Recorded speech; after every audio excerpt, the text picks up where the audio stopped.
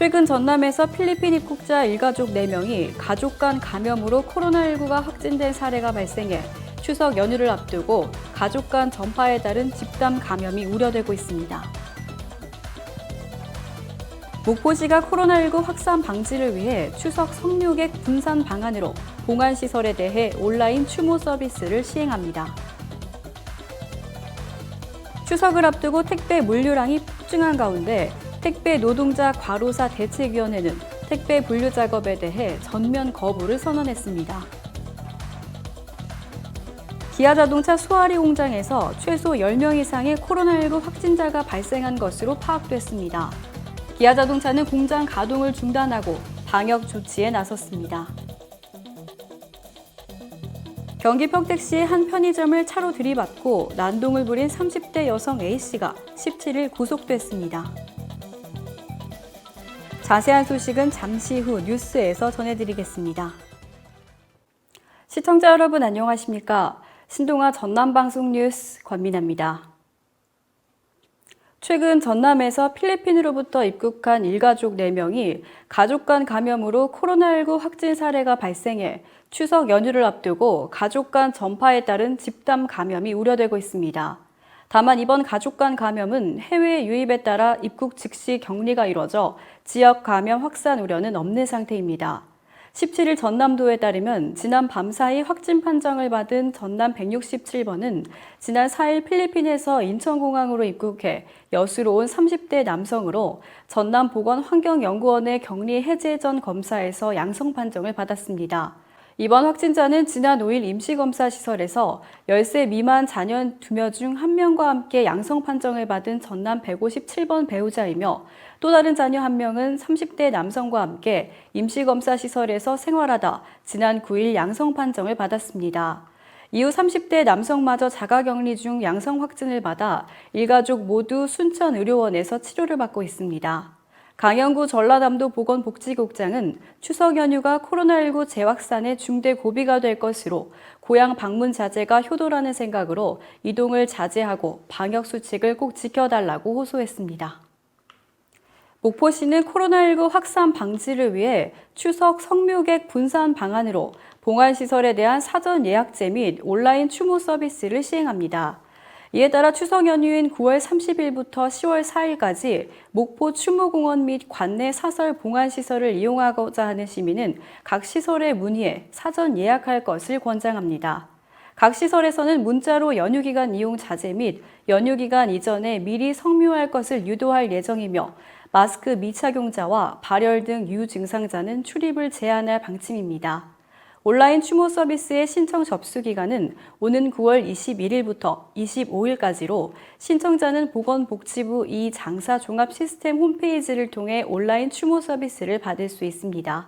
목포시 노인장애인 과장은 코로나19 감염 차단을 위해 가능하면 현장 방문을 자제하고 되도록 온라인 추모관을 적극 이용하길 바란다고 당부했습니다.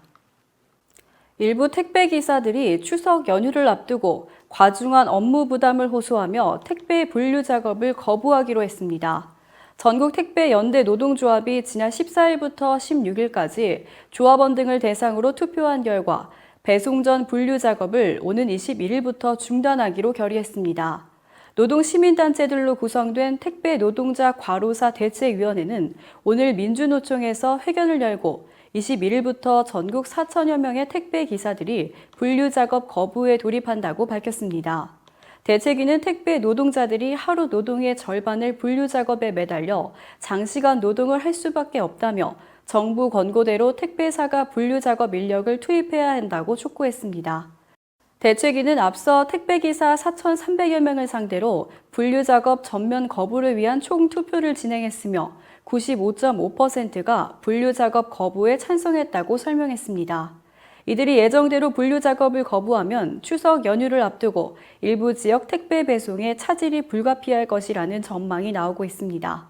대책위는 배송이 다소 늦어지더라도 더 이상 과로로 인해 쓰러지는 택배 노동자는 없어야 한다는 택배 노동자의 심정을 헤아려 주길 부탁한다고 호소했습니다.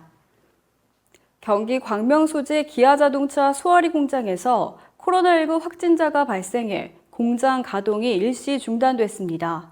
17일 보건당국과 기아차 등에 따르면 지난 16일 오전 기아차 수아리 공장 직원 A씨가 코로나19 확진 판정을 받았고 A씨의 아내와 자녀 2명도 양성 반응이 나와 가족 전체가 격리병원으로 이송됐습니다. A씨는 12일 동료 직원 조문을 다녀온 후 코로나19 증상이 발생한 것으로 전해졌습니다. 이 장례식장에는 A씨뿐만 아니라 수아리 2공장 직원 다수가 방문한 것으로 확인됐습니다.